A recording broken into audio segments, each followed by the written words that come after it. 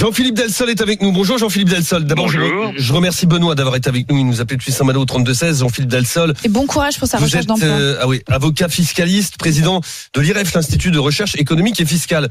Merci d'être avec nous dans Estelle Midi, Jean-Philippe Delsol. Je vous pose directement la question, ce rapport de la Cour des comptes qui nous dit qu'on a 5,5 milliards d'euros versés à tort à des bénéficiaires notamment du RSA. Est-ce que l'État, en France, dilapide l'argent public ? En tout cas, il le gère mal.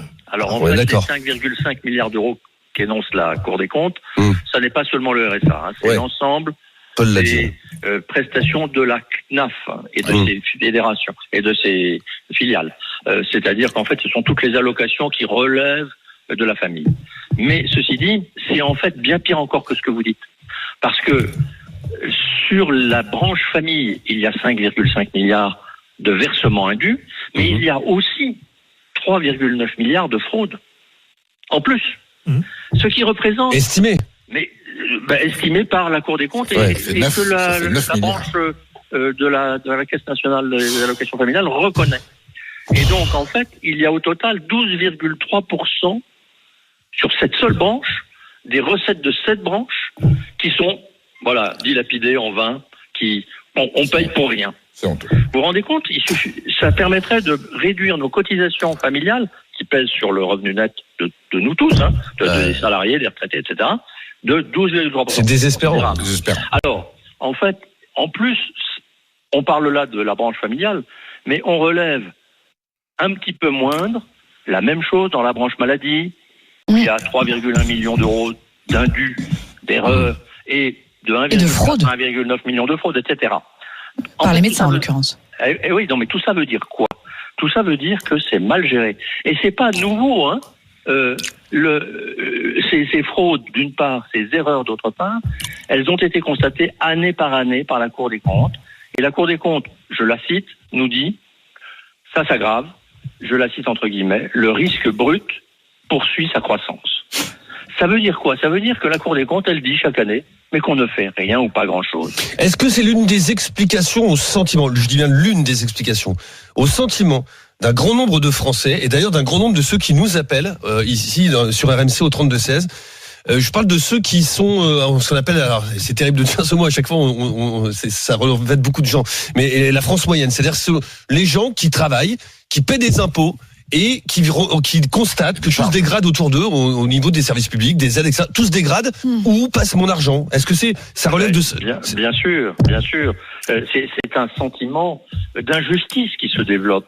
Parce que les gens payent beaucoup de cotisations. Vous savez qu'en France, c'est là qu'on paye le plus de cotisations et d'impôts par rapport au monde entier.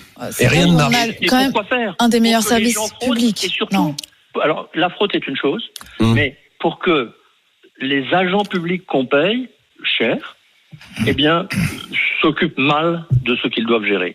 Et ça crée un grand sentiment à la fois d'insatisfaction et de révolte finalement. Lemire veut réagir. Parce que mais là, si on vous écoute, en fait, vous nous dites que on a un mauvais accès aux services publics à cause des agents. Et alors ça, moi, je suis désolée, mais enfin déjà, si être fonctionnaire dans ce pays, c'était la panacée. Si c'était la panacée, on manquerait pas de 3000 profs devant des élèves à la rentrée encore là de septembre 2024. Il n'a pas parlé d'argent. 2024. Et donc mon point, attendez, je finis juste ma phrase. Oui, et mon point, il est que quand même, on a en France un des meilleurs services publics au monde. Il n'est pas parfait. Il n'est pas parfait. Il se dégrade. Mais si vous demandez aux gens pourquoi il se dégrade, à l'hôpital. On parlait du système de surveillance pénitentiaire. Je peux vous parler de l'école. C'est parce que on le définance. C'est clairement parce que oui, on peut parler de l'école et de l'hôpital. On va laisser répondre. Et donc pardon, il faut quand même dire à quel point on a de la chance dans ce pays. C'est jamais simple. Donc Jean-Philippe Delsol. Je vous donne quelques éléments de réponse. Le vrai problème, je n'accuse pas les fonctionnaires d'une manière générale. Je dis simplement qu'ils sont dans un système, et notamment du fait du statut de la fonction publique, qui fait qu'on ne peut pas les renvoyer, sauf si tu père et mère.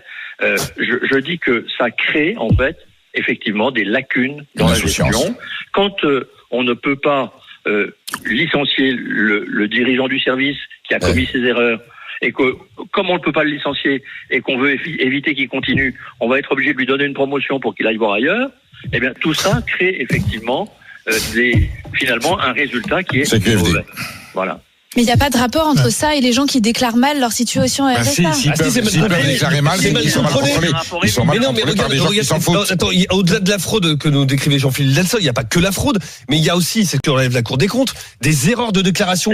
C'est peut-être des personnes qui sont totalement de bonne foi. Mal vérifiées. Et c'est pas vérifié ou c'est mal vérifié. Et on leur verse ce qu'ils n'auraient pas droit.